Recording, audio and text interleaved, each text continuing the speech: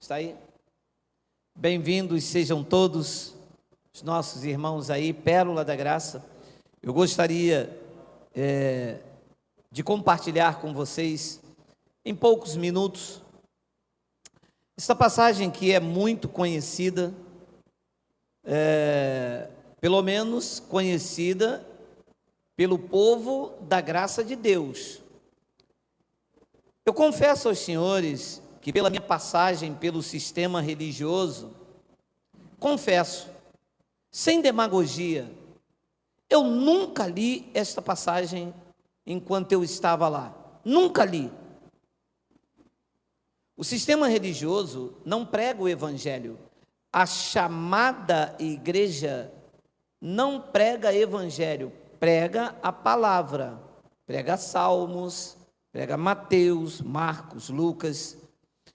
E olha que eu fiquei bastante tempo no reteté, fiquei bastante tempo jejuando, pagando preço. Mas estes versículos, que para nós, o povo da graça de Deus, isso aqui é um clássico, né? Isto é uma das passagens que nós conhecemos, como diz o dito popular, de cor e salteado. Mas existem muitas pessoas que estão se chegando agora. O canal a cada dia aumenta, estamos aí com 116 mil e poucas pessoas, e muitas pessoas que se chegam agora ainda não leram, porque saíram do sistema e o sistema não lê esta passagem. Deixe-me ler com vocês por alguns minutos. Olha só, olha o que Paulo disse aos Coríntios: e não somos como Moisés.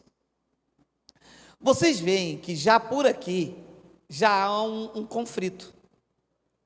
Porque quando você chega no local chamado igreja, é exatamente isso que aquele local é, igual a Moisés. Quando Paulo diz não somos como Moisés, é que não somos como a estrutura legalista, que tem bandeira, chofar, que tem candelabro, que tem óleo, mirra, você sabe, sacerdotes, dízimos. Então, é exatamente isto que você vê quando você entra num espaço chamado igreja.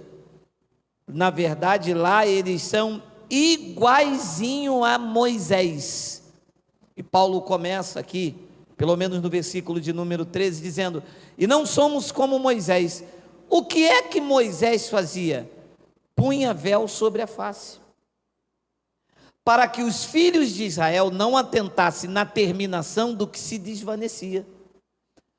Olha a malícia. Então, a lei estava se desvanecendo para que os filhos de Israel não atentassem para aquilo que Moisés estava pregando, estava acabando. Diz que ele colocava um véu na face dele. Olha a malícia, porque a malícia continua hoje. Muitos dos meus amigos, e que eu tenho muito amigo, chamado pastor, que pastor só existe um Cristo, eles fazem isto, eles colocam um véu doutrinal, para que as pessoas não vejam, ou não saibam, que aquilo que eles estão pregando não deve se aplicar mais na vida das pessoas. Qual foi a consequência disso? Gerou uma geração de cristãos desinformados, sem estrutura e respaldo bíblico, e sem conhecimento da sua verdadeira posição em Cristo. E quando vem rumores de guerra, de peste, de fome, ficam acuados com medo, desesperados, porque não conhecem a sua posição em Cristo. Isto é triste e isto é lamentável. Graças a Deus que você, o cristão da graça de Deus, tem âncora da alma como Cristo, segura e que vai além do véu. Então ele diz no versículo de número 14, Miguel: mas os sentidos deles se embotaram. Segura aqui, Miguel. Sentidos embotados. Eu procurei saber o que essa palavra quer dizer no seu contexto original. Quer dizer caluma. Caluma quer dizer ver com névoa, ver embaçado, não vê direito. Os sentidos estão embotados. Caluma precisa de alguém para guiar, precisa de alguém para levar para um local. Eu vou perguntar ao meu pastor. Espera aí que eu vou perguntar ao professor da escola. Não precisa perguntar. Está escrito aqui. Está escrito aqui, mas não é bem assim. É caluma. Diz que os sentidos deles se embotaram. Depois Paulo diz: pois até o dia de hoje, e isto lá na época de Paulo, quando fazem a leitura da antiga aliança, o mesmo véu permanece, não lhes sendo revelado, grifa, que em Cristo isto é removido. Não foram revelados que toda a lição da antiga aliança em Cristo foi o quê? Removido. Então, o véu permanece. Não disseram, olha, isto aí é um véu. Em Cristo isso já foi tirado. Não, mas é que eu vou fazer porque padim, padeciço. Não é padim, padeciço, isto foi removido em Cristo. E qual é a consequência? Um povo que deveria reinar em vida, ter as suas emoções equilibradas, ter o seu direito como herdeiro adquirido, não reina, porque o testamento não diz nada disto. O testamento não diz que Deus vai soltar a mão sobre você. Ora, quando um herdeiro vai receber a sua herança, se abre o que para direito de posse?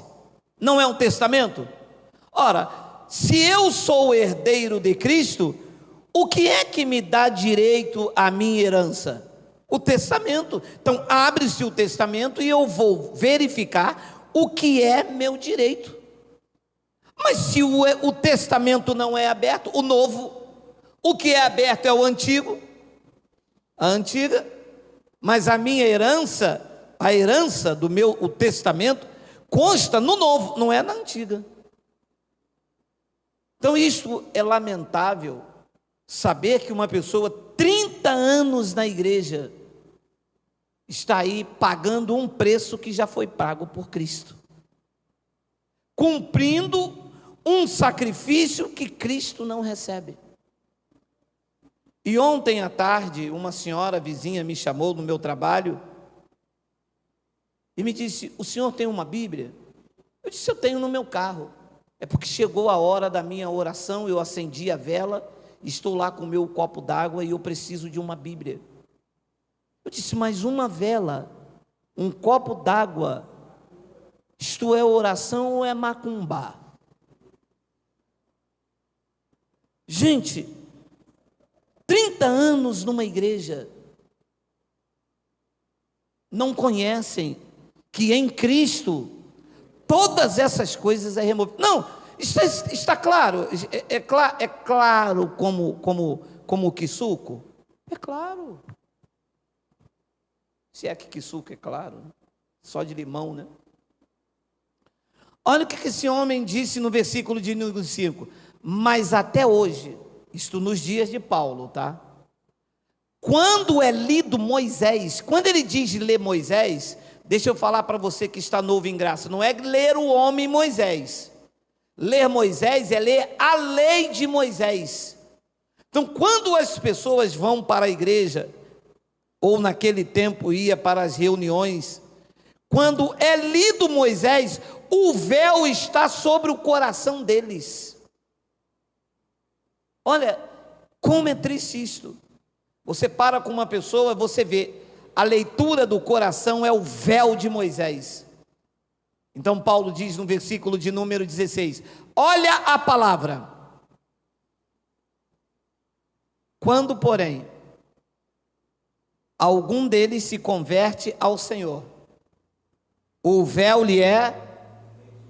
Agora preste atenção, não é um jogo de palavras, é um entendimento. Pega a visão. quer dizer que quem tem véu não é convertido, correto? Correto. Ora, se não é convertido, é o quê? Um religioso. O religioso, ele não é convertido ao Senhor, ele é convencido pela religião, de que ele tem que pagar o preço, de que ele tem que dar o dízimo, de que ele tem que fazer uma campanha. Paulo disse: quando, porém, algum deles se converte, qual é o verdadeiro efeito da conversão? Não é salvar, porque salvos já foram desde antes da fundação do mundo. É isso que ensina o Evangelho, correto? Correto, diz que ele te escolheu desde antes da fundação do mundo.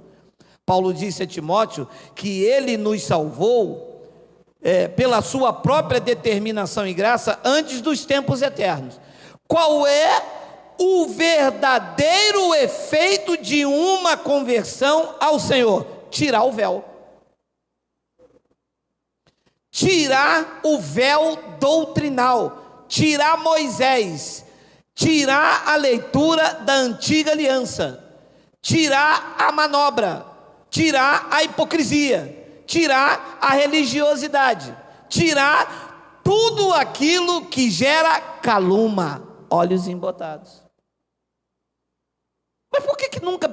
Não, seja sincero, você que está aí na quarentena e está como igreja aqui no YouTube, você já leu isto na escola dominical? Fizeram alguma revistinha da escola dominical explicando esse texto? Fala a verdade. Fizeram? Não fizeram e não vão fazer nunca. Porque isto não enche os cofres, isto não compra carro para pastor, isto aqui gera vidas libertas, transformadas. Diz que quando algum deles se converte ao Senhor, o véu lhe é retirado. O véu foi retirado da sua vida, diga glória a Deus. Isso aí. Então você se converteu ao Senhor. Depois ele diz no versículo de número 17, a coisa mais linda desta noite, olha lá: ora, o Senhor é Jesus de Nazaré. O Senhor é quem? O Espírito. Meu amado, o Senhor é o Espírito. E onde está o Espírito do Senhor, aí a proibição.